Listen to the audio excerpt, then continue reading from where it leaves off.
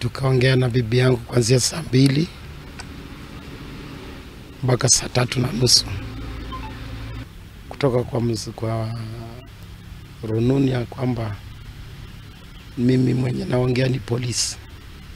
Nikashtuka kidogo, ndio papa tena akanipikia simu. Ikabidi sasa nichukue nijieleze, nijue ni nini ilitendeka. Akaniambia, mtoto wangu, jitie moyo, bibi yako amefariki. Nikauliza nini imetokea?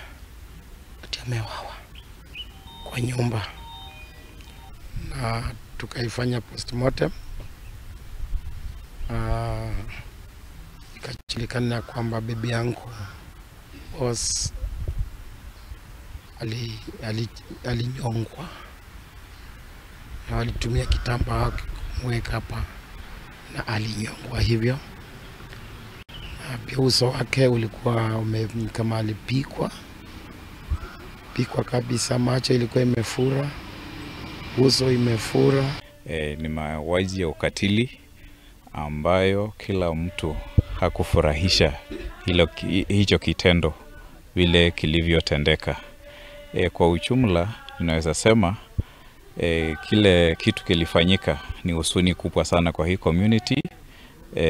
Kuweka in mind huyu madam alikuwa mtu kama grim of the society ambaye alikuwa anapeana mielekezo tofauti kwa hii jamii. Ni mama ambaye amekuwa kielelezo kwa ukulima na mambo mengine kwa hii jamii. Na sisi tumesikitika sana, tunataka serikali ichunguze iwe kwa makini kabisa ili kifo chake kisipotee bure.